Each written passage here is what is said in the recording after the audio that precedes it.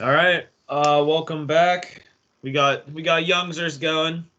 Episode 20, the big 2-0. We're in we're out of the teens, so we're getting up there. 20 weeks? That'd be 20 Mm, weeks of stuff. Yeah, So, we're getting there. Almost at the half year mark if you kind of think about it. So, getting there, Started in getting what, there. August, right? Right before it's college football. yeah. So we've gone through almost a whole college football season. Dan's got the background, a little preview of Yeah, what we're yeah. talking about today. Some college football playoff. The rankings are out. The Steelers won. We'll be talking about that. Some hockey. No bucket talk. No bucket talk. Uh, Oh, what we could, We we do could have. have, I we do have could, something to say oh about yeah, yeah, we could. We yeah, could. we I do have could, something to yeah. say. Then Roberts, what do you got to say? No, just speaking of the Buckeyes, if you were tweeting going public about getting a ransom, like just a cornucopia of stuff for Brian Reynolds, it's not going to happen. It's not. It No. just I can't stand people like that think that one big trade of a guy that was on a 2-year deal is going to get, you know what I mean, change the whole program, like the whole team around. They have him under contract for 3 more years. It's just like I just So, I don't know, man. and here's my thing: if you guys just want to jump into, No, we'll it, do Pirates first. we'll Stick hammer the Buccos off real quick, then Yeah. we'll forget about them like we always do. With the Buccos, I don't think, and this goes for any sport. Anybody wants to demand a trade, I don't care. You're under contract. You sign that contract. Regardless if you were traded there or not, you are under contract to go out there and do your job for X amount of years. You're getting paid to go do your job for X amount of years. Does the team suck? Yeah. Does Brian Reynolds one of the only players that has a positive attitude and like wants to win attitude? Yeah, and you can see that. Um, I just think that you don't heed their demands, and it happens in every sport. It does. You see it a lot in basketball. Oh, I don't want to. We're not a championship team. Let's go build a team. I want traded. I want. No, you are under contract. You got to go out there and play. If not, you're not getting paid. Go sit out. Go stay at home. And that's just how I feel. I think it's a lot of selfishness. And I'll be the first one to say, go make your bag, go get your money. But as soon as you sign that contract, you're obligated to go out there and play for that franchise, for that organization. And you can't just go and turn your back on that because you're unhappy. You're there. You know, you made the decision to sign. Don't sign it then. And then you go make your bag. I understand. I'm all about making money. That's fine. I have no problem with that. But you can't turn your back on an organization and demand a trade and hope that they'll just kneel to you. I don't agree with that at all. I mean, Yeah, look he's at on Brian Reynolds is on my shit list too. So like, I feel like he's kind of fake. You know, I'm throwing the fake flag down at him. He acts like I things are thought all you. peachy and good all year, puts a nice smile on his face, and then sucker punch out. This is a sucker punch. Yeah. It's a low blow. It's a Ric Flair. You know, below the belt. We're turned around. We're talking to the ref. And he just comes up, and you know what? I don't like it. I thought Brian you were gonna Reynolds. pull you. I thought you were gonna pull your yellow card out So early. did I No, already. I no. thought you were going to waste it. Well, it wouldn't be a waste either. No, You know because what? that I'll is throw a- it out that there is for a you. move. You know, since Ryan gets one a week, yeah, I'm going to take an honorary one. Brian Reynolds, no twigs, no berries. Yeah, that's gutless. I'm sorry. And anybody else who wants to, I want to trade. Well, that's great. I want $1 million. Am I going to get it? No, I got to go earn it. You know, it's the Sorry. same way you look at Brandon Cooks and with the Texans. Just doesn't even show up to meetings. Doesn't. That's great. You could want to trade. They're not Yeah. going to trade you. No, and that's the thing. And like, if you don't dress on a Sunday, you don't get paid. You know what I mean? Oh. So there's no way around it. You have no leverage as a player once you sign that contract. So It ain't that big either. You know, it's like at the end of the day, it's a kid's game, and you're playing it as an adult. Like it ain't that deep.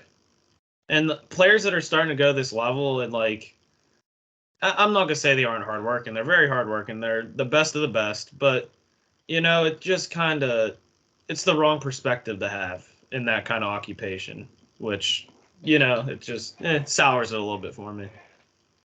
absolutely. Yeah, that's all I got on it. But that's Bucko talk. They also have the parade because they signed Carlos Santana. And Yeah. G-Man That's a Joy, those two. Those are their two big signings. That's all they're posting on social media. If I have to see one more headshot of Carlos Santana in the clubhouse, like First, you thought they got Aaron Judge at this point. Like that's like me buying a kennel and then bringing in Old Yeller and taking pictures of him. But, yeah. Their new shiny toy, I guess, in Pittsburgh. Yeah. So He'll be gone at the trade deadline. They'll Yep. just get some assets from somebody, and it'll never turn into anything. He'll be that those picks will end up turning into somebody that's going to play high A ball for their entire career. We've seen this song and dance for years. I don't care. Yeah, the game was sign a guy and make sure he's out by the deadline if he plays well. Yep. Or well, no, that's done. We're done with the Buckeyes. Yeah. We're done. look, you know what? I give one every week. Peace, Buckeyes. Peace, Buckeyes. And this is for you, Bob Nutting. Peace. Do we want to get on the Steelers? Let's talk about touch the the Steelers. Steelers. Yeah. Touch the Steelers. So Steelers, we squeaked out a win this weekend. Actually today, 19-16 over the Falcons. Kind of a go game. First half was not bad. Second half was kind of wasn't that it was kind of a snoozer. I'm not gonna lie, but I think 2 total touchdowns, both ends maybe was it? Yeah. One pass off Mariota's play action and Kenny to Connor Hayward. There could have been Yeah. a third, but Minka decided to run out of bounds at the end there. But That's It was a smart. play, though. Smart play. Yeah, Very it's- smart play. squeaked That out just a win, shows, brings them to 5-7. So I mean And the you get- 500 yeah. 500's still in play. I It think is. also here's another thing.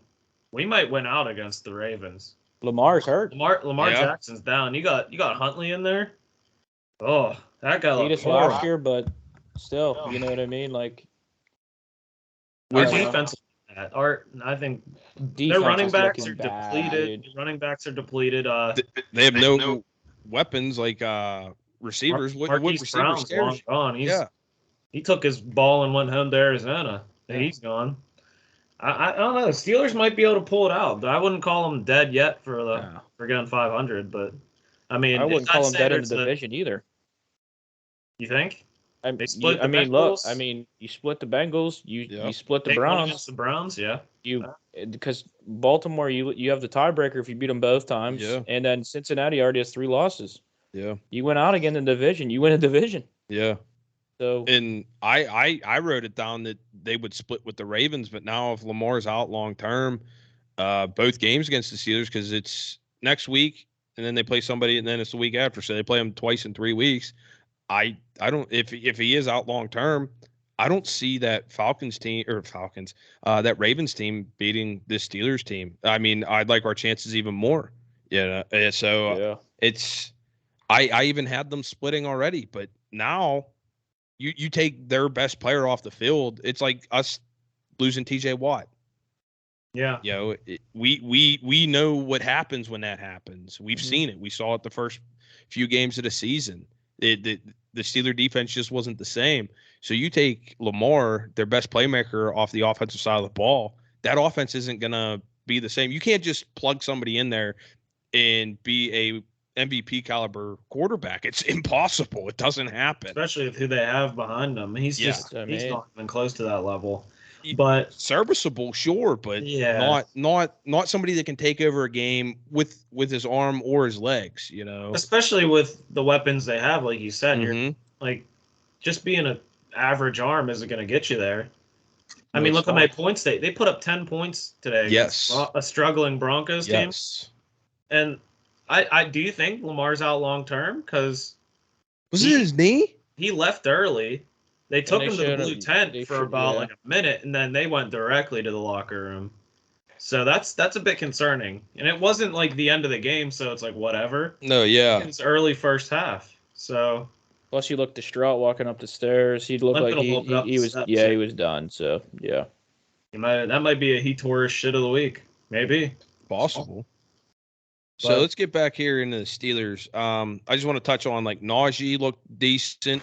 Went for 86 on 17 carries, so that's an average of 5.1.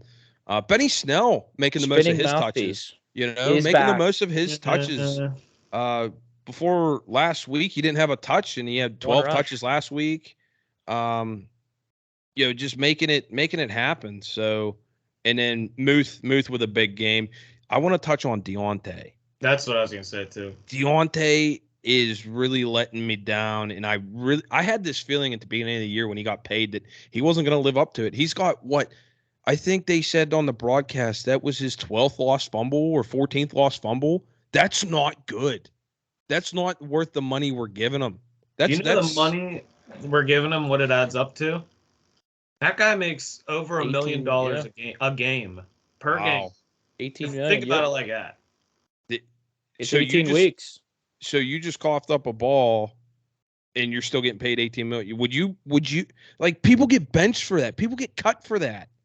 Yeah. So I Most just yards without a touchdown too amongst receivers. Yes, I know he had 5 receptions for 60 yards, but still. But he dropped some bad balls, like on 3rd and 5 multiple times. He fumbled that ball. There was one he should have had a touchdown today, though. I'll give him that. Kenny had that. He threw it short in the end zone. That wasn't on Kenny. He had to float it there. If you ask me, the defender made a nice play, but never turned around, and you never see that not go for PI. So, because the defender just was face guarding him, and luckily got his hands up, because he was reading Deontay's face, and he was going back for the ball, and he just got his hands up. Never got his head around.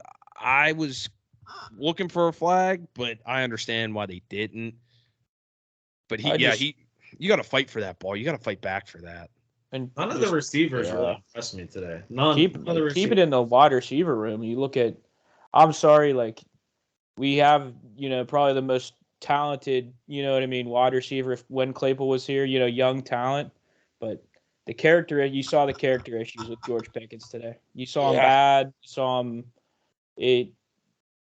He might be a talent, He might have the most talent in the world, but if you want to do the I'm not getting the ball, crybaby attitude, and you saw Cam Hayward go up to him and set him straight, you know what I mean? And then and he still threw a tantrum after that, though. Yeah. After that, he threw his helmet coming off the field and said, "Throw me the effing ball." Yeah. You can't do that. That's certainly not good. I mean, he's a young player, and I understand that. And you gotta think he's never been in that position before. He was one of the best player in high school, probably on his team. Always getting the ball, always touching the ball. Same at Georgia. Then you come to the NFL, and there's games where you don't touch the ball. At the next level, you got to kind of understand that the competition is higher than where you were previously. And I just really think he needs to learn that. I think he'll have a lot of people in his ear this week. I really hope that they do have a lot of people in his ear this week. If things don't start changing, I think we're going to have another Juju situation coming where there's an issue in the wide receiver room. That's just all you can say about it. Whenever you can't control your players and you can't grow your young players, you just can't have this going into next year. You gotta have your players grow up a little bit, especially the young guys. And there's really not that leader to set them straight if you think about it. No, and that's why it's kind of odd to see Cam Hayward come over and talk to him, because he plays on the defensive side of the ball. Mm-hmm. So, but I understand it because he's a team captain. So he's going to come talk to him, and he's going to try and nip it in the butt first. But this all comes back to Mike Tomlin is a player's coach, and he lets them get away with things and kind of get outlandish or have some antics that are unwanted on a team, because he's not like that hard ass, he's not a old school coach like a Cowher that would get up in your face, with the chin out. So is it Mike Tomlin's way of coaching that might almost just add to the antics, that they know that they can get away with a little more because Coach T's their coach? I don't know. I think that definitely contributes to it. But who else I just think everyone probably feeds off of each other. We got so many young guys. And who do you think would honestly be the leader on the offensive side of the ball to say, hey, Freiermuth? That's the only one I can think of is Freiermuth. He would not. No, because this is his second or third year. You got Najee's second Kenny's year. A rookie. Yeah, you got so many young guys. The offensive side of the ball is so young that you don't have that leader. That's why I think they're kind of bummed that Mitch Trubisky didn't turn out the way they were hoping, because he was named captain, and he'd have been your starting quarterback, and maybe he would grip guys up, because he's in the meetings on the offensive side of the ball. That's why I don't think there is one on the offensive side of the ball, and it's kind of tough.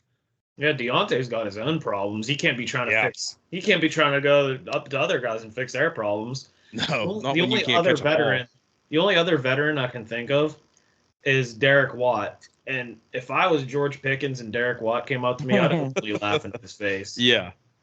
Yeah, he's a special teamer. Yeah. I mean, Just- what do you have, 2 touches and today? it's getting younger. That's 2 more touches than Derek Watt should have right there. Yeah. The offense though, looked all right. No, that's what I was gonna mention, the running back situation. Why I didn't like Snell touching the ball as much as he did. I understand change of pace, that kind of thing. But when you have Najee running the way he was today, he was running hard. He looked good. Like, feed him the ball. He's getting 5 yards a pop. Like, Yep. Hey, feed the hot hand. The horse is going. Get the jockey on there and slap him around a bit. Come on, keep him going. Ride the hot hand. So They showed that play too, where he ran 3 straight plays. They got a first down. The fourth one, he got like 8 yards, and he looked over. You know what I mean? Tapped his helmet for a blow, and he just Tomlin waved his hands and said, "You're staying in there, pal." Yeah. You know what I mean? You gotta if you're hot, you gotta demand the ball, and you gotta want the ball. that's like a development kind of game there for him. Yeah. On that first drive, he was 5 yards, 5 yards, 5 yards, 5. And that's great because it takes you 2 plays to get a first down. And then they were winding out the clock there. And it was late in that drive that you saw the second effort from him. He got hit in the hole, bounced off the guy, and took it for another 6 yards. That's what we've been missing up to this point.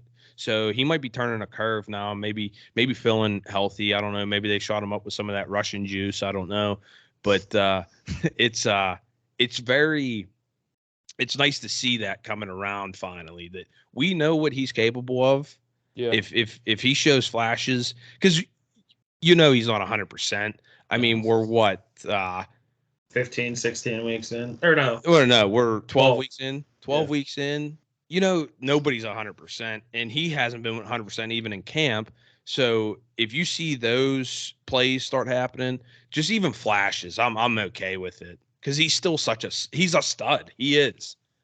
I think it also has to do with the lines kind of starting to mesh a little bit more. Yes. We're getting to that point where they've played together a little bit. The only knock I'll have is the stupid penalties still. Who had like 4 false starts? Dan Moore. Dan Moore had 4. Like 4 false starts. Chucks had a holding, I think, and then Dotson. But Dotson that was the Muth penalty, and he was absolutely gassed. I think he had a throw up moment, Dan. Yeah, he did. I saw it on Twitter. I think he had he bent over, and they tried to go fast, and he was trying to, you know what I mean, lean forward. But that's 55 yards of big boys running down the field. I mean, it's still Dan Moore is we keep saying the offense isn't going to get any older. You know what I mean? Like they have to go offensive line, and if they have to go wide receiver. So you're gonna, you know what I mean? Like they're gonna get young guys. The only one I could see the line isn't terrible. It's not good, but it's just the drive killing penalties. That's it. You don't see Kenny getting killed anymore. No. He's not running for his life. I mean, the pocket does break down, but the only time he's running for his life is when there's no one open. That's the only issue. And that's the other thing. So, like you said, the drive killing penalties, it happens all the time because, it happens a lot on first downs and third downs. And those kill drives. That's why we had to come away with 3 on our first drive, and we were methodically moving the ball down the field. But then there was a false start, and 1st and 15 to this team looks like 1st and 30. It really does. Yeah. Because we run the ball on first down or give it to Benny Snell on first down and get 3 yards.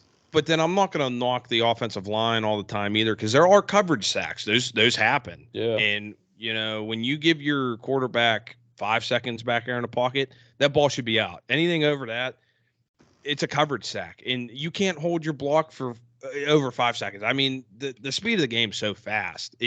Everything's going to break down. It's going to happen. Somebody's going to get home eventually. If you give them that much time and you can't get open, sorry, George Pickens, I don't care if you say you're open all the time. Apparently you weren't. That's what I mean. He's putting his hand up in double coverage. He's putting the guy's blanket, and then they run that 2-yard out route to make him happy. But that shouldn't affect the whole team. You know what I mean? They said, oh, here's a 2-yard, but that just set your team at 2nd and 9, 2nd Yeah. and 8. Well, what did that do? You know what I mean? To make one guy happy. That's a Tomlin call. That is Yeah. a Mike Tomlin call. To He's a keep the player's guy, coach. it's I don't know. But I think all 4 stay at, you know what I mean, guard, center. I think they go left tackle. And I think they get somebody like late like to take over, maybe Mason Cole or, you know, the who's the right guard? Daniels. Yeah, James Daniels. James Daniels. Yeah. I think they take one real late, you know what I mean, 4th, 5th rounder I think to help him. I think they go first 3 rounds, if not their first 2 picks. And I think you need a center. I really do. And You that's need where a that young Linderbaum stud. was good. Yeah. That You need Linderbaum from Iowa, he's at Baltimore now. You let him in the division. They should have took him, but they took Kenny. Just like that kid from Kansas City when we took Freiermuth. I can't remember his name. Your brother brings him up all the time. Motts brings him up all the time. They could have had him, but they went with Freiermuth. And that's the thing. I know you like the sexy picks and you like the flashy toys, but sometimes you need hogs, and you need hogs now. And you see why you need hogs. So, but I do want to say Kenny impressed me. He looked poised, making nice throws, good decisions. I can't complain about the offense too much. Putting up 19 points is but Against the Falcons, yeah. Yeah, but it's a lot of those drives were stifled by pre-snap penalties, dropped passes. Yeah, and dropped Deontay passes. with a false start too. Yes, because he knew he was getting the ball. He got antsy, but yeah. You know, you can't have that when you're methodically driving the ball down the field. Yep. You're taking time off of the clock, which is great too. Mm-hmm. You got to come away with 7. You don't come away with 7. And their backup kicker, I can't say enough about Matthew Wright. 4 for 4. Wright. Yeah, his job. So, yeah, he put up 14 or 13 On a guy points that today. got cut 3 times. Like a guy, they found him off the streets. You know what I mean? They said, hey, we need a kicker, and he's doinked 2 weeks in a row. Yeah, give it a little kiss. It's just scoring in the red zone's their problem. We're getting downfield. You know, Yeah. I don't feel like they punted too much today. No, it wasn't a punt fest like it usually was. Three Harvin punts, had I 2. think. Harvin had 2. 2 or 3, yeah. So the offense is getting down there. It's just they can't score in the red zone. I don't know why. It's not like the Falcons are a bend but don't break defense. It's just they can't, like using basketball terms, they can't put the ball in the hole. It's just they just can't. That's the only thing I had on the offense really is just they just got to score. I do think Kenny, he's progressing faster than I thought. I'll give him credit there. I thought it would be Kenny pick off all year and he'd be throwing interceptions, but you know, like he threw 4 in the first 2 games, maybe. Yeah, 3 in the first game. And he had 2 or 3 against Miami. Yeah, 3 against Miami, but he hasn't thrown many since. I mean, did they even turn the ball over? Was it a fumble? Deontay's fumble? And that was it. Was called back. It got called back. Deontay's fumble. Yeah. It was called an incomplete pass. Okay. They didn't call it a football move or something.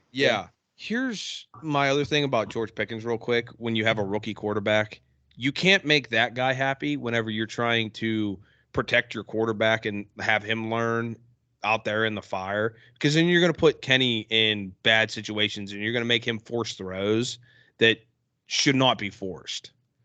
Yeah, agreed. Like you can't try to grow your quarterback and teach him how to make the right reads or, adapt to the speed of the NFL while trying to, I guess, please George Pickens. Yes. Yeah, it's just not going to work that way. Yes. I think that's a situation that they just got to kind of understand. It'd be different if it was Big Ben that was still in Pittsburgh, or a veteran like Mitch Trubisky. But with Kenny, it's a different situation. I think maybe George needs to recognize that or understand that better. But the touches will come, like that's another thing that makes me mad. Like he's had games where he's had 10, 15 targets maybe? Like maybe around 10, not 15, but like last week he had a huge game. Yeah, he's celebrating, dancing, everything, and it's like I don't know. And your team's winning too. Like to have that attitude while you're winning, I can see if we're losing, you should be frustrated if you're losing. Of course. But when your team's winning and you're not touching the ball, it shows a little bit of character issue. Red flag. But that's all I got on the offense. I don't know if you guys have anything else on them. No. I mean, a win's a win. So Yeah. Ugly They win. said today 5-7. Move on. You got the Ravens coming home. Let's see where it goes. If I was, like I said, if I was a betting man, George Pickens over yards next week. I promise you that. as long Whatever as he they gets, as long as he gets into practice and has his mind right and has his head straight, sure. But if he's in there and boo-hooing, nah. If I was Mike Tomlin, I'd almost sit down on the bench. Gunnar Olszewski, get out there. But you can't do that because George Pickens is a freak athlete. He's got that dog in him. And I understand you want the touches and stuff, but there's a time and a place. Yeah. All right. Move on to defense. Defense held its ground. I think it was also a lot of credit to the offense. Like we said, they're on the field, not putting the defense in bad spots, not keeping them on the field all the time. But the only thing I'll say is TJ Watt was a bit quiet today. Maybe he was hurt. I don't know. Did they? Sorry for the hiccup. Anyway, did they say he had like a rib guard on or something? He was on injury report all week, but yeah. So he might have been playing injured. He was a lot more quiet than usual. First half, defense looked great. I think they didn't look as good the second half. The Falcons, what they've been doing all year is they're a run-heavy team. And today it looked like they went away from that. First half, at least, they were passing it a lot. Cordell Patterson wasn't really getting his touches. And then the second half came along, and he was starting to run. He was running on us a bit. Yes, he was. I don't know why they went away from their usual game plan. Like, I don't care what team you're playing against. I just don't think that Marcus Mariota is the guy that's going to beat any team. Like, he's just not that guy that's going to throw for, 200-300 yards, like 3 touchdowns. Like, they're playing like they had Josh Allen or Patrick Mahomes back there. Like, you don't have a stud quarterback, and you certainly don't have any stud receivers, or Kyle Pitts would be probably your best receiver tight end. He's out for the year. Yeah. Out for the year. He's really not a stud. He's just like a promising kind of, Yes, he's still young. Yeah, he's still a young guy. But Mariota, 13 of 24, 167 yards, a tutty and an interception. I mean, that's mediocre at best, Yeah, that's warm milk, milk, piss water. That's what. Yeah. And the majority of his passing yards went to London with 95. But they were, like you said, the offense kept the defense off the field for us. Mm-hmm. Time of possession was 32 minutes, 55 seconds, 27 minutes, and 5 seconds. That's big. That's big. When you start winning the possession and the turnover margin, I know it was +1 in the Steelers' favor, but that's a recipe for a win. Yep. What do you think, Roberts? What did you see from the defense? I mean, I've been saying it the last couple of weeks. I don't think TJ's 100%. But I know that Tomlin's always been the I'm not tanking type of guy, and he's going to send the guy out if he even says he's okay to play. They've been the defensive line was real quiet today. You know what I mean? They really didn't get much pressure on Mariota. But Dan can maybe answer this. Do you just start loading the box if you know it's a run heavy, but like leave yourself open to play action? You know what I mean? Yeah, you can play it like, let's give you an example, like Ohio State tried against Michigan. They played a lot of man. If you trust your corners and your secondary, man up, and then you bring that extra guy in the box, and then you could stop the run, and then you force the Falcons to throw, and that Mariota's not the greatest passer back there. He's really not. He makes a lot of plays happen with his feet. So if you can load the box, load the box. They said they started putting, the commentators started realizing since the first drive, they just kept moving them in, and it was 8 yards at the line of scrimmage. You know what I mean? And they just, at the end of it, they saw they stopped them there and forced 3 twice when they just bend don't break and just keep letting them run. But I don't know. I mean, corners, they look suspect. They look good sometimes, and they look suspect another time. You see wide open receivers here and there. Linebackers, I'm going to be honest, I haven't seen much bad plays out of Devin Bush in the last couple of weeks. Devin Bush, I'm going to take the Devin Bush hate a little bit, away from him. Miles Jack played well. Bobby Spillane had a big tackle there on fourth down. On third down going into fourth to force the 4th and 2. But defense played well, but not. They still have some stuff to fix. I'll say this about Devin Bush. He's been better than I expected. He's a pleasant surprise, and I'm not saying that the Steelers are going to pay him. He could. No. He's on a contract year. He could go make his bag somewhere else. That's fine. He's showing that he wants to be out there. He's making plays. I can't complain about it. One guy I can complain about, and Roberts, we were talking before, and you said your Jag of the week is from the Steeler game. Is it a cornerback? No, it's I know who it is. It's bad. So all I got to say is you hear all these professional athletes and influencers or whoever talking about drip. Cam Sutton, what the hell are you doing with that short sleeve shirt outside of your jersey like that? That looked horrendous. That didn't look like no swag, no drip, no nothing. You know, they look like they got that out of the room behind the old weight room at high school. Something that you would see some kid show up to a Saturday morning practice in junior high who's cold or whatever. Oh, my dad gave me his old t-shirt, work t-shirt. Buddy, come on now. Get some Under Armour, cut the sleeves off. Or you could have cut the sleeves off of that thing or something. That was just atrocious. They make the things now. So bad. They have the things now where it's like one leg, you know what I mean? Then the other one's high up, and then one arm. It's just like you're making a ton of money. Go buy something, please. You don't even have to buy nothing. The Steelers will give you whatever you want. You can ask them and say, "Hey, I want a long sleeve. I want no sleeve on this arm."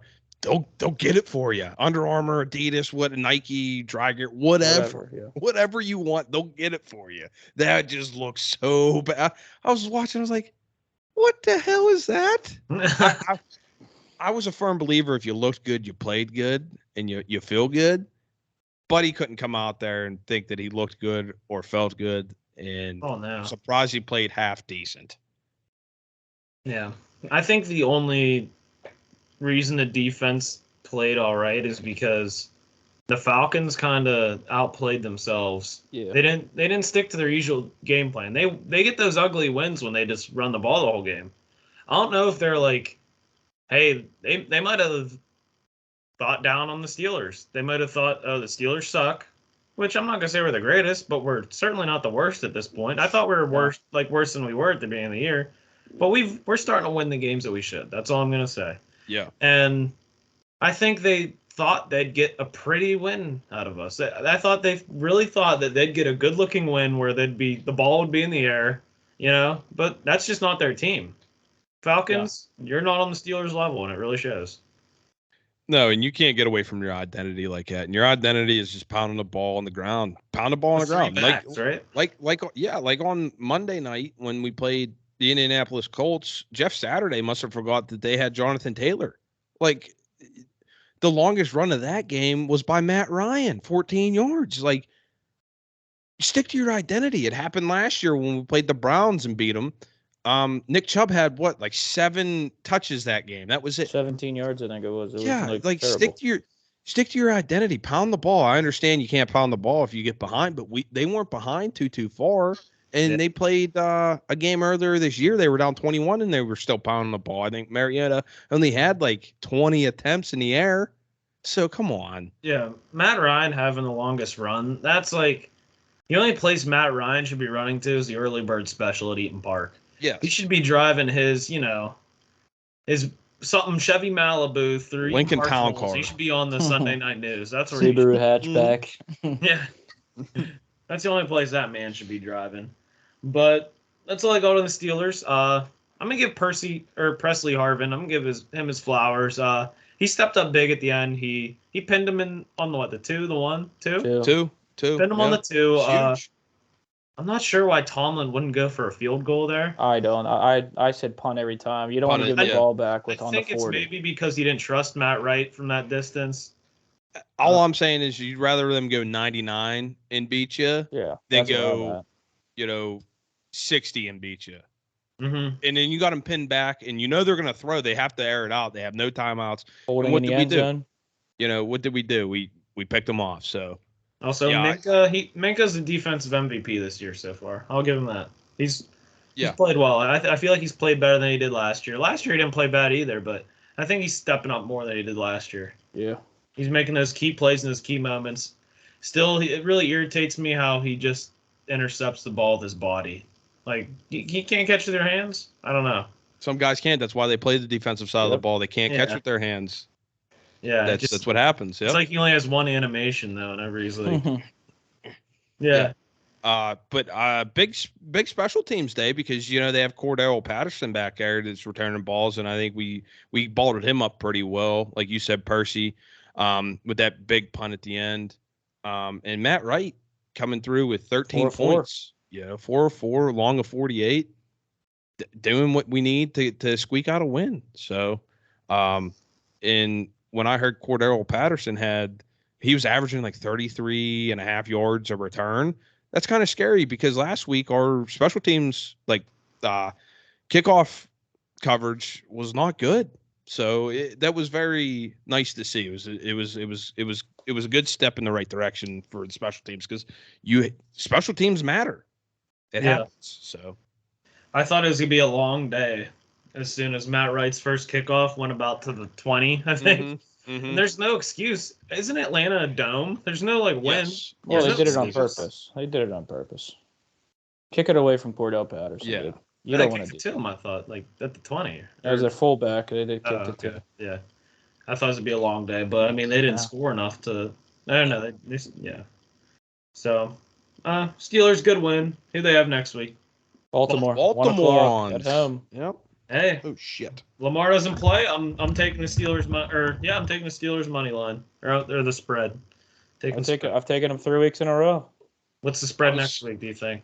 I'm gonna put it at if Lamar doesn't play. I'll honestly put it at maybe -2, -1, maybe a pick him again. I'm thinking if he doesn't play, 3.5. I was going to take them regardless next week at home against the Ravens. I'd figured they'd split with the Ravens, but now Lamar's possibly out long term. I don't. I'm taking them outright next week. I know I'm going to put money on that one. Back-to-back wins too. They haven't seen that. It's not up yet. All they have is they have the 6 early games. They don't have the Steelers up yet. Yeah. And either way, taking the Steelers, like Dan said, even if Lamar's playing, he might not be 100%. He might just be, hey, I'm a little hurt, but I'm hurt enough that I can play kind of deal. Like I've said in the past, it's an AFC North matchup. Doesn't matter if you're playing the Browns in the 2000s. Those are nasty games. You can ask any player who's ever been a part of one.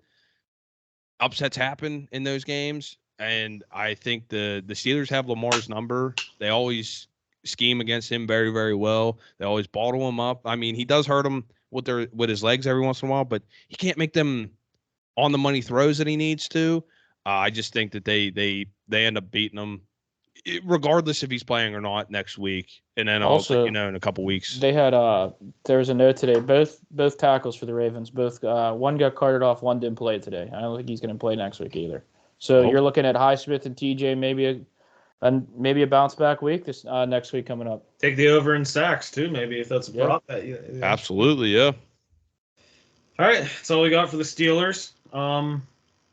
You want to move on to the Pens? Sure. All right, let's talk some hockey. Dan's got a Pens hat on. They went 2-1 this week. Should have been 3-0. That's all I'm going to say.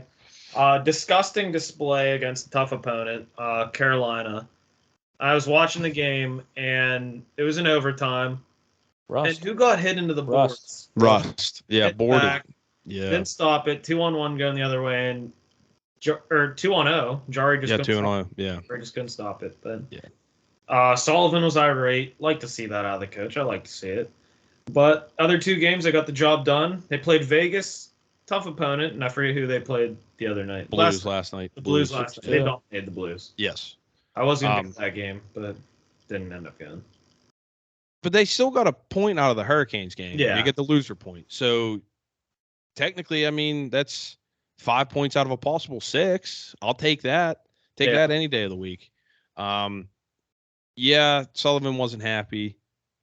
I don't know why. They even showed the ref brought his whistle up and then put it right back down. tough. I think it's because there was a call they didn't make before that too. The Penguins should have been.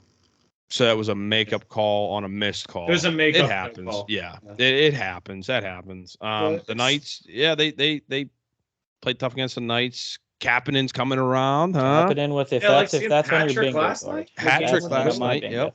Yep. Game-winning goal against the Knights too, I think. Yep. Right? And then they got to Bennington early last night, which was huge. Got him rattled. A piece of garbage he is. Lay a hit on Jordan Stahl. Was it like Thursday last week or this week? Whatever. It was Thursday. And Stahl ran him over Behind the net, yeah. Like, what were you doing, Yeah. man? And then he goes and sticks his glove out on Zucker last night. Like he's just unhinged, and he doesn't need to be. He doesn't play well enough to act like Tim Thomas used to do stuff like that, but Tim Thomas could back it up. He'll shut you out. Bennington, buddy, and then they yanked him last night, and he's skating past the Penn's bench, and he's barking at Zucker. Buddy, go sit down. Go sit down. Get your water. Get later, your towel. Yeah, you let up. Was it 4 on 17 shots? Yeah. Get out. Go sit down. Go get the shower. You're That's not getting Schroeder back. Bochell numbers right there. Long-time goalie of the team. So, scary news out of the Pens camp. Those Chris Letang. Hate to see it. I know I give him a lot of guff. I really do. Ginger actually said that that was very untasteful of me, because I was ragging on him last pod, and then he ends up having a stroke. It's not my fault. Second stroke. What was his last one? At like 6 years ago, something like that. 7. I know. think it was. I know he's out there skating and stuff, but that's just for him to keep his mental sanity. It's tough. I mean, it's your health, and if the doctors tell you he's okay to play, he's going to play. He's not going to be the guy. Oh, I'm going to retire. Just even though the doctor said I'm okay, nothing's going to happen. Because Teddy Bruschi suffered a stroke and ended up playing 3 more years after suffering a stroke in the NFL. So it happens. It's just very unfortunate that it happens, and especially it just shows it can happen to anybody. Doesn't matter what kind of if you're a freak athlete or just any Joe Schmo. Sure. Yeah. Health problems happen. But when I first heard it, I was expecting kind of the worst. But it was good to see him, like him and I think Crosby, Talbot, and Tyler Kennedy all took a picture together. And I thought it was from like way before. It was like a few days after. He's standing up, look fine. Yeah. Like I'm glad he's all right. I hope he doesn't rush coming back. Like, it's good to see he's all right. That's all I'm gonna say. Yeah. I think if the doctors tell him, hey, hang it up, I think he will. But if they tell him he's okay, he'll be back. It's tough because like he is a core member of that team, and I'm not saying that you can easily replace him. He's of the big 3, he's probably the second hardest to replace behind Crosby. But you just hope that he has a speedy recovery and doesn't have any lasting effects from this or anything. It's good that he knows, like he said, knows his own body well enough that something was not right. So get that checked out ASAP. Yeah. Well, do we want to talk about what their record might be this week? They got 3 games I'm looking at. Blue Jackets on Tuesday, Sabres on Friday, and then Sabres on Saturday. So they play Sabres back to back. Play. Home and home. Home then away. Home and home and well, home. they call it a home and home series, but yeah. I'm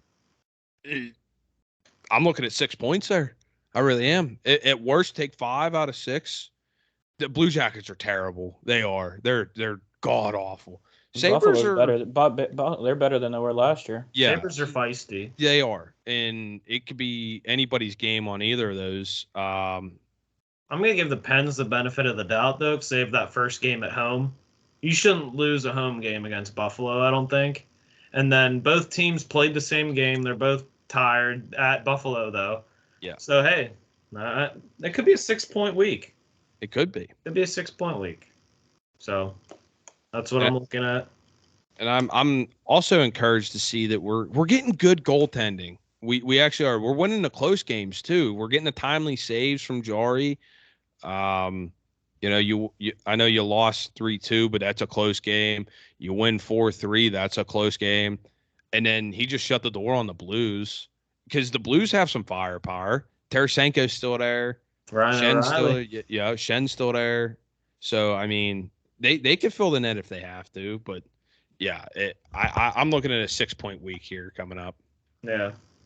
So that's Penn's talk. How about the moment we've been waiting for? College football playoff. Let's talk a little college football playoff. Dan, I'll let you take it away. Where do you want to start? We'll add for what you have. Okay, so the college football playoffs, it's a damn shame.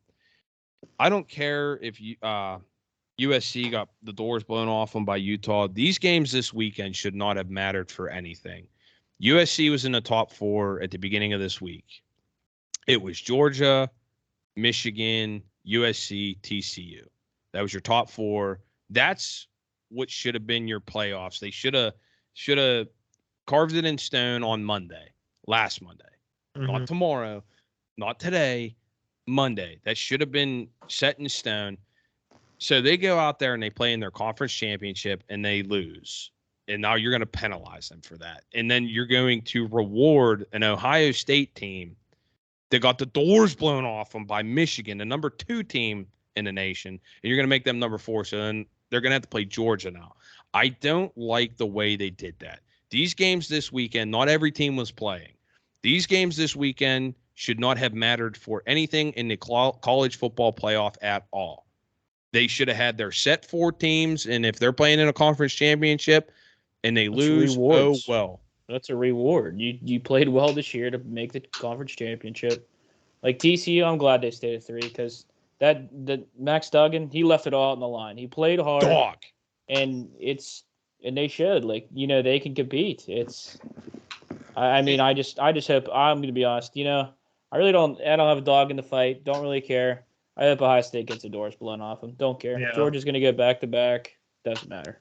It's just like they didn't deserve it. They didn't earn it. And they just found a way to sneezily sneak in like teams like that usually do. And the only way to fix this is either, like Dan said, don't count that week, or have a week for like the other, you know, like second, third place. So Ohio State has to play another game, or, you know, have like a secondary game where there's more games that week, or just come out with the rankings before that. Like it leaves a sour taste in my mouth because I feel like they fumble the ball, or there's some bias and they cater to these teams like the Alabamas and the Ohio States, because you see it happen all the time. And everybody wants to say, well, TCU technically lost to the 10th ranked team in the nation yesterday, Kansas State. So, but they didn't win their Big 12 title. I understand that. USC is sitting there at 10 now, and Utah is at 8. So you lost technically twice to the number 8 team in the nation. I just don't get how you can penalize a team for playing in a conference championship that Ohio State didn't even get to play in. And here's the other thing. I really, really thought when I woke up today that I would see Georgia, Michigan, Ohio State, Alabama. Bama. I thought it was going to be a Big Ten SEC thing, and I wouldn't have watched it. I'm telling you. I'm glad TCU's there. I don't particularly think that they have a chance against Michigan, but I'd like to see a team like that in there. And like if you look at it, Georgia, Michigan, TCU, Ohio State, Bama, Tennessee, Clemson, Utah, Kansas State, USC, Penn State, Washington. That's your top 12. So if this was 2 years from now, that's what we would have. Some variety there, but I'm just tired of, and I got into a discussion on Twitter, and I want to air this out. Andrew Filipponi said that if the rankings were like this last year and we had the extended playoffs, Pitt would have played Georgia. And somebody said, oh, you wouldn't want to see that. You'd be glad you didn't see that. I remember when a Notre Dame team was a fraud and got to play Alabama, and the game was over in the first quarter.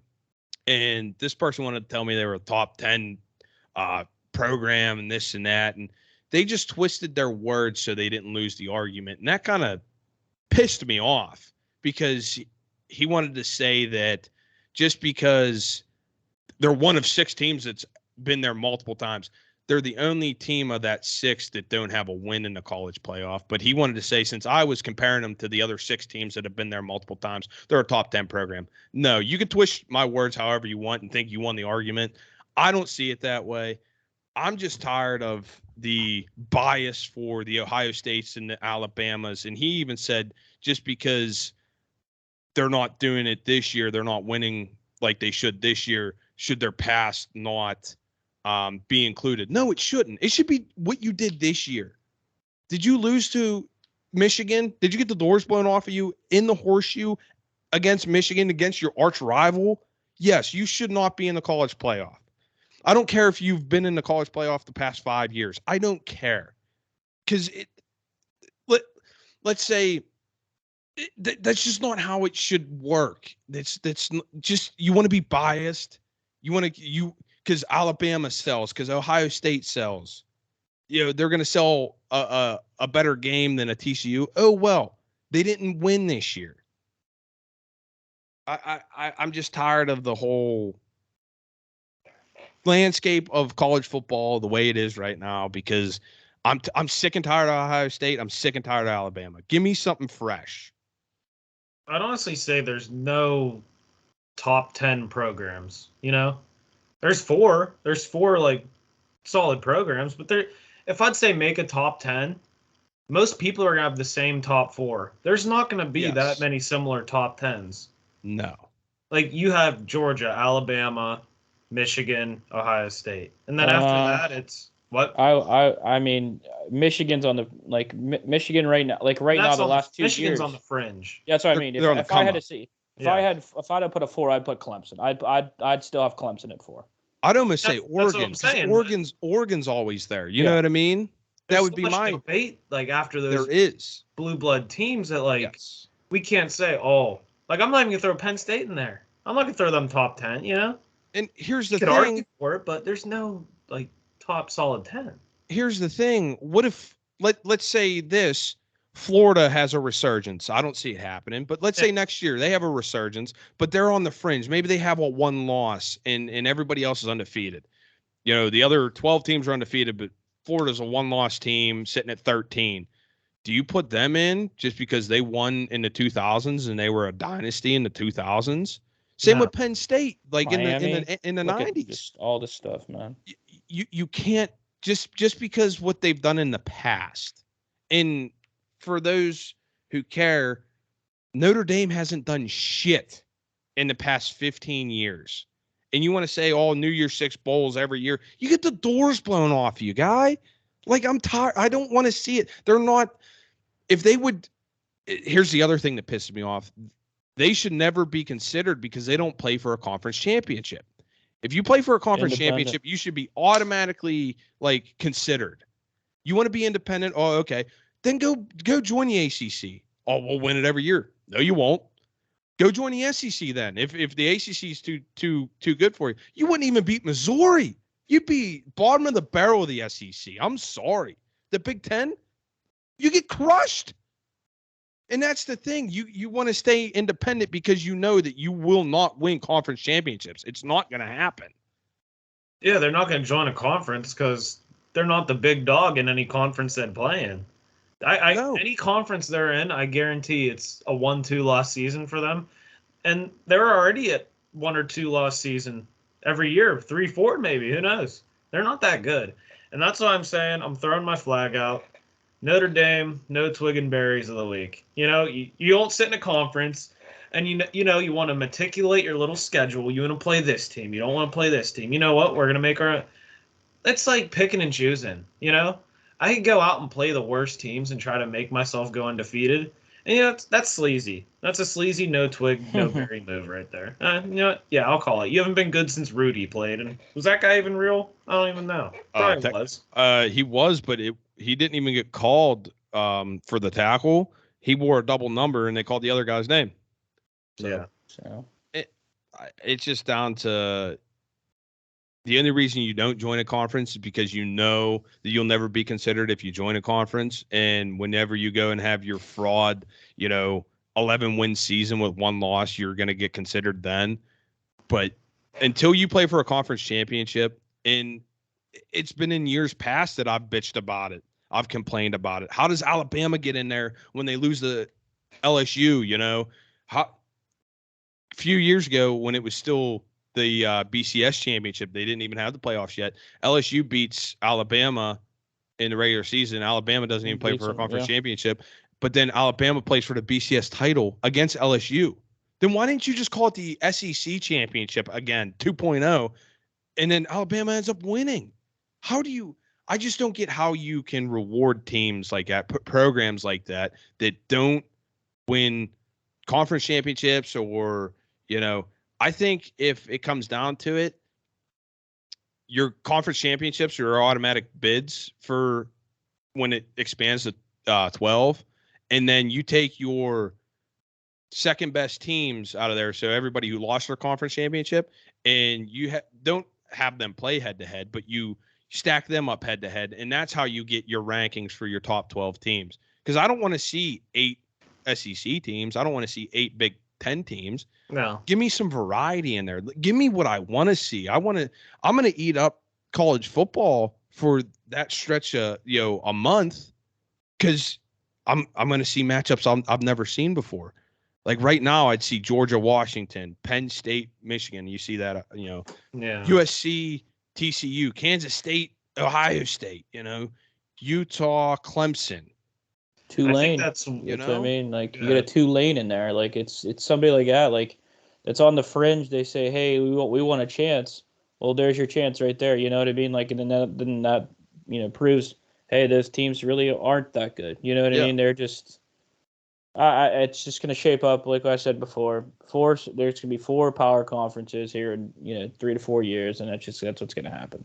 Which is fine, because then you could take 3 from each power conference, which I'm okay with, because then your conference champion gets it, your conference runner-up gets it, and then your third best team out of the power conference gets it as well. So then you get 3 out of 4 conferences. That equals 12, and then you just space it out to where you're not playing. Hopefully it works out that way. You're not playing people within that you already played in your conference, but it might happen that way. We'll just have to see how things seed out.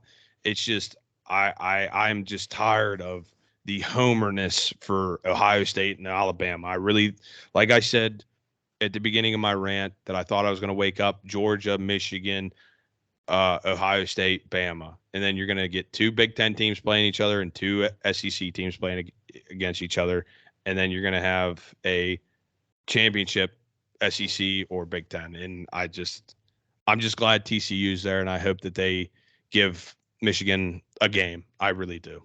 Yeah, they run the table, and I think they won't do that. But the most appealing thing about the new playoff structure, of course, money. Oh yeah, that's what they want.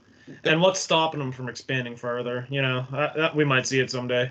But I think they see a lot of what's happening with, say, March Madness and the national basketball tournament too. You get these crazy matchups that you never see, and you get that underdog story that who knows if Tulane goes 2 rounds and then they're in the semifinals. That's what people want to see. That's what gets eyes on your programs. It doesn't just benefit the programs; it benefits NCAA football, brings them more money. Gets them more viewers, and I think it's good for both sides, and I like decisions like that. I wish they would start it sooner as next year, but maybe 2 years from now? 2024? 2020. Yeah. So I'm excited. See a lot more different teams in there. I'm sure you guys are happy too. Like Pitt, hey, that gives Pitt a fighting chance every year. It does. Same with Penn State. I'm not gonna bring you down to our level, but you're sitting at 11 right now.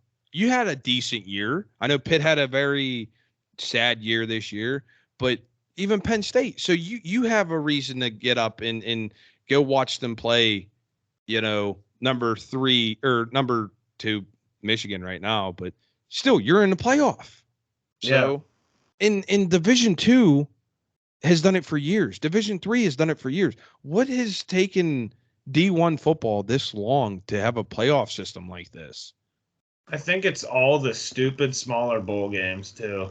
I think it's they just want to get as many sponsors as they can, and they try to keep they I think they try to keep certain leagues in there, so they'll have like a guaranteed Big Ten team.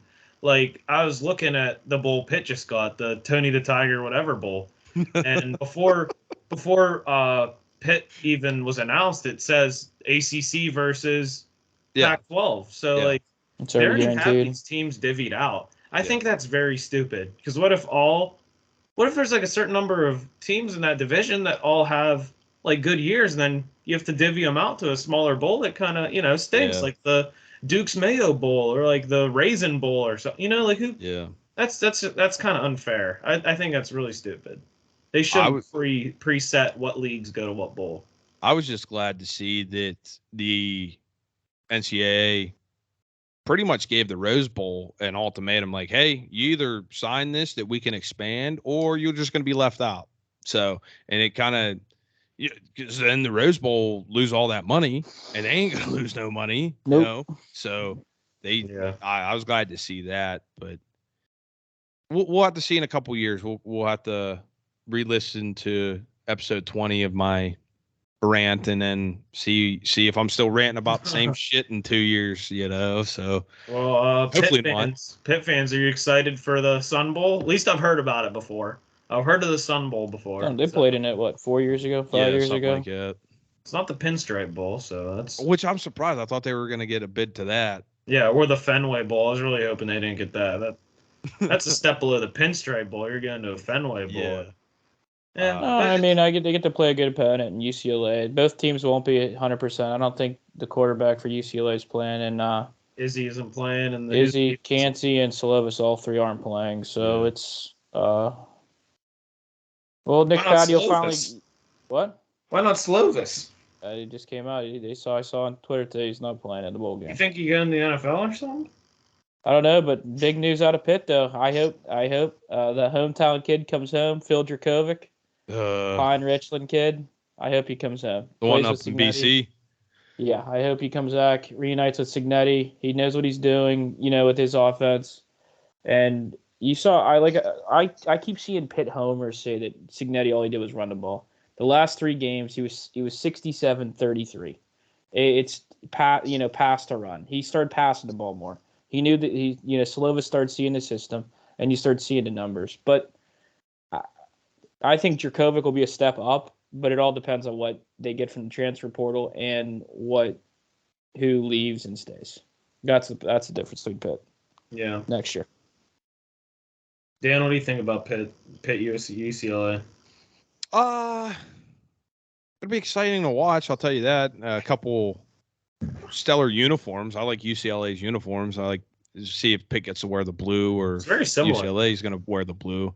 But it's a Pac-12 opponent you don't really see ever. That's what I like. So, am I going to watch? Yeah, I'll tune in. 76 was the last time.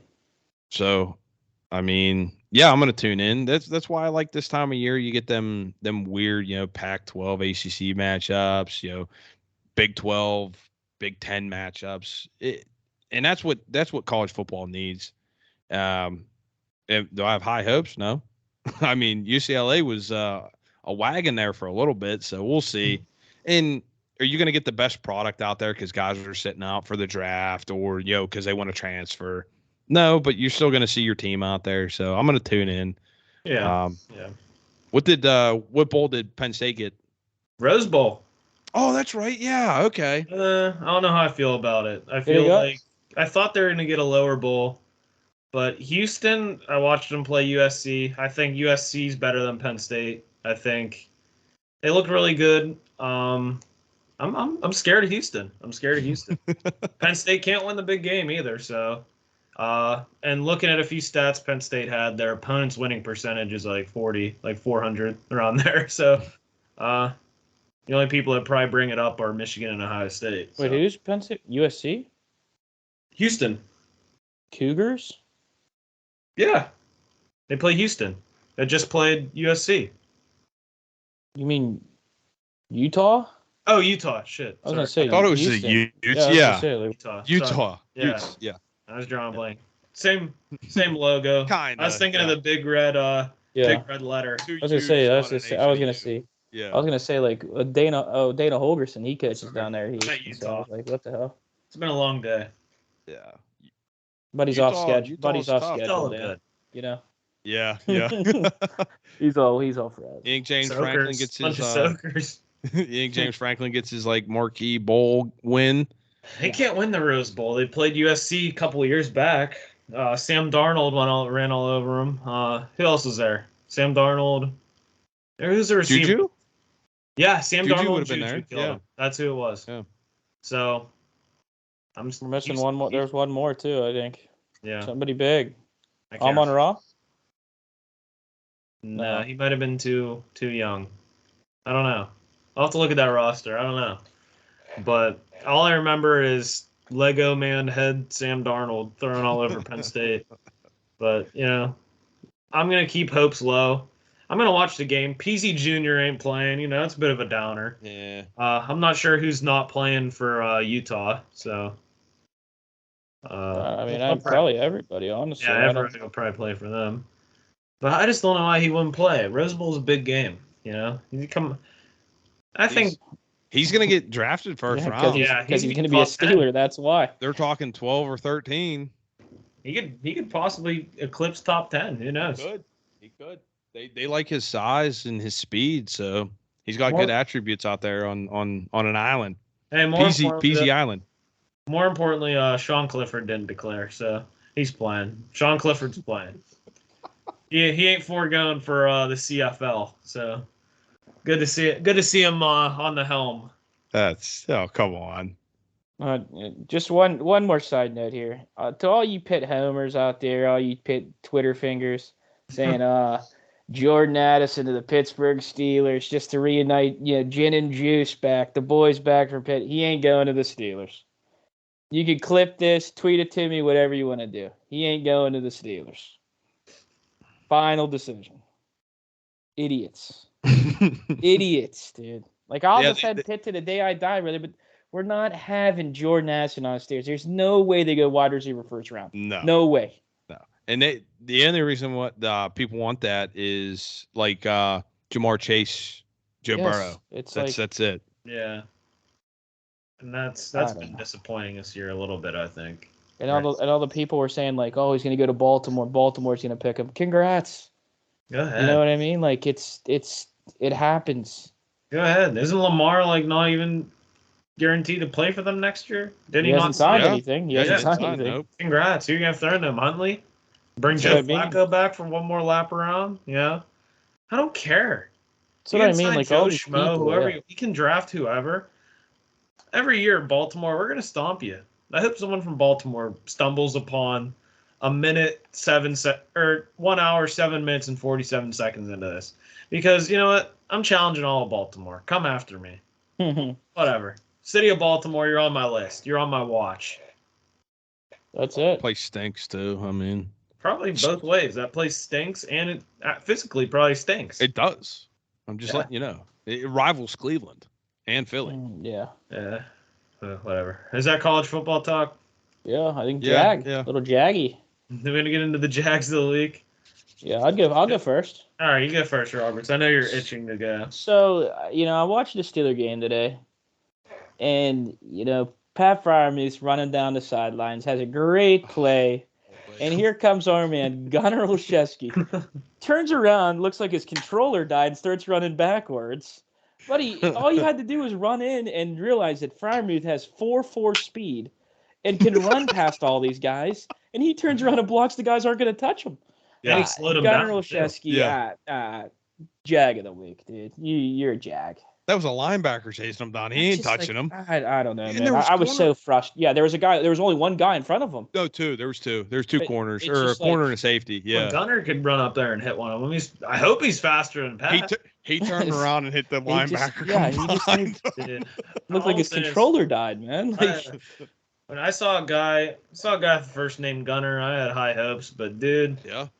Oh, brother, this guy stinks. This guy stinks out loud.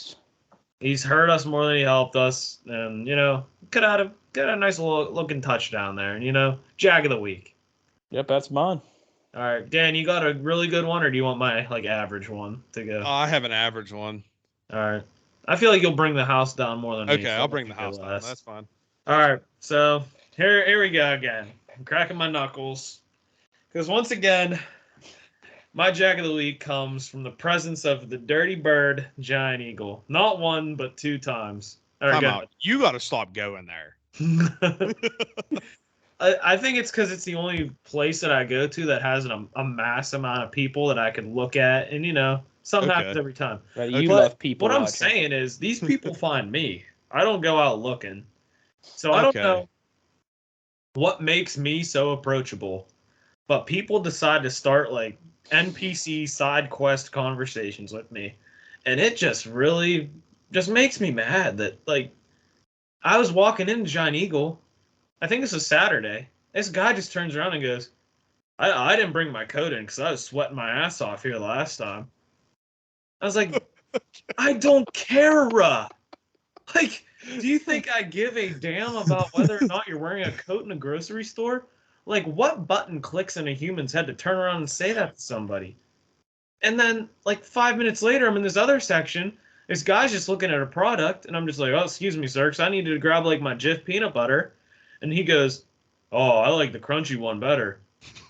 Dude, you aren't going to change my opinion on what peanut butter I'm buying. Once again, I'm going to start a new segment. I don't care. I don't care. All right?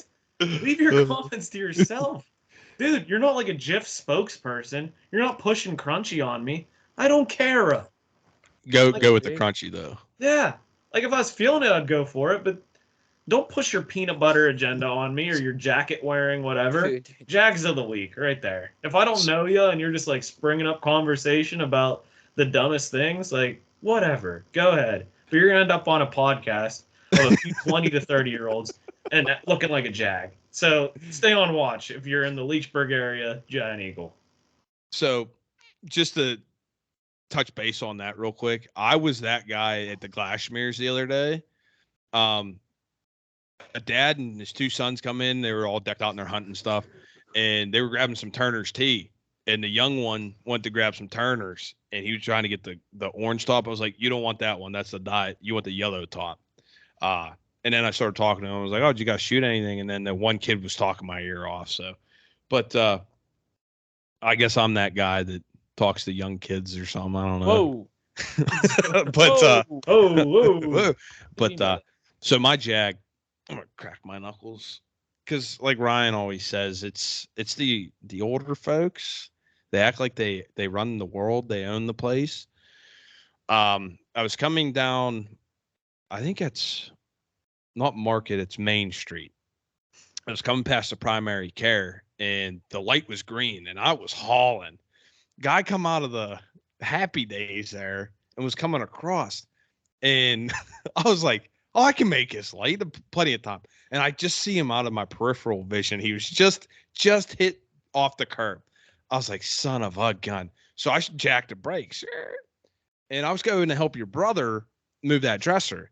And this guy is out for a Sunday stroll, bro. It took him the duration of my light going from green to yellow to red to flipping back to green for him to get across the intersection there. So for that reason, old man walking across the street. So I had to hit the red light and sit there. I was sitting there for 3 minutes.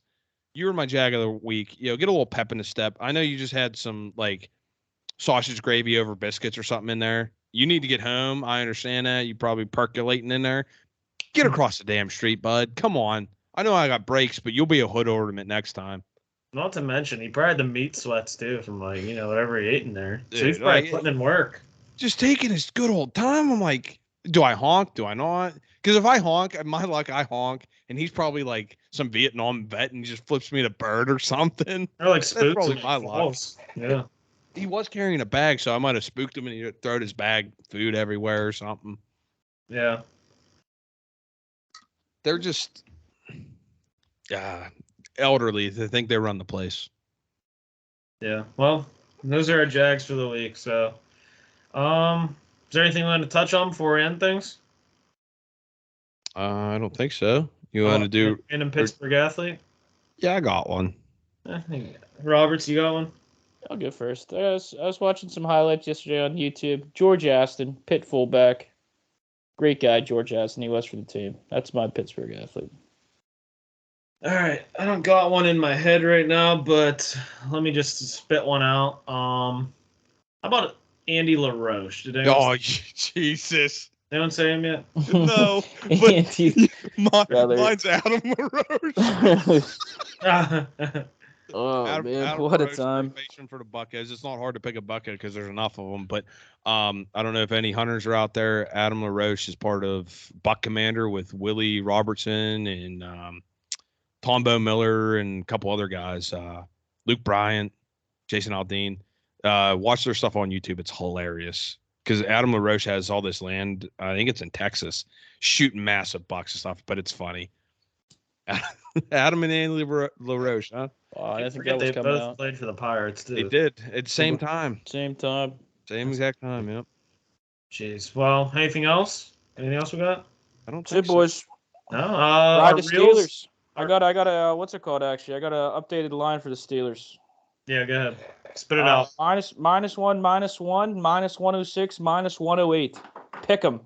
Starting early week. Okay. Yep. Oh, we're starting to post reels and shorts, Instagram, Instagram and YouTube. Yep. Blowing up a little bit. We got some memes blowing up. So Hey, I'll give credit where credit's due. I'll give you another clap, another round of applause. Also, You're doing good.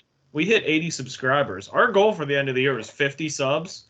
We're plus 30. We're hitting the over pretty hard. That's if not you're over yet, the boys. Youngzers over, you're coming in with some money. Can we hit 100 That's before the end of the last year? Episode. If we hit 100, that's huge. We got to be. You're gonna have me in a sweatshop of memes if we're hitting 100. I'm gonna be cranking out memes every day. Tail waggers, would you say? You might have to hire some people from tail waggers or what? Yeah. We have to get tail waggers, yeah. That's it. Episode 20. Andrew will be back next week. Missed him. We didn't go off the rails too much. A little bit here and there, but no. And your mom even told me to stay on the rails. I said, I'm in charge. It's going to be off the rails. Yeah. So I think we did really, really well. Yeah, episode 20. I think we've had every combo now of all of us because everyone's missed like an episode. We've had a combo of every 3 people. So I have to go and see what the ratings are on all of them. The one I'm looking for is me and Double R. So just you two. The Watts brothers are out though. Yeah. Yikes! That would be. We might get canceled. Yeah, we might have to end the pod there. We might have to make a separate YouTube channel just to post that episode on. Uncensored. Yeah. All right. Well, episode 20. Make sure you subscribe on YouTube so we hit 100. We might have to add a stipulation to 100. Yeah, next week, episode 21, we're going to cover Steelers Ravens. So, see you next week, guys. Peace out.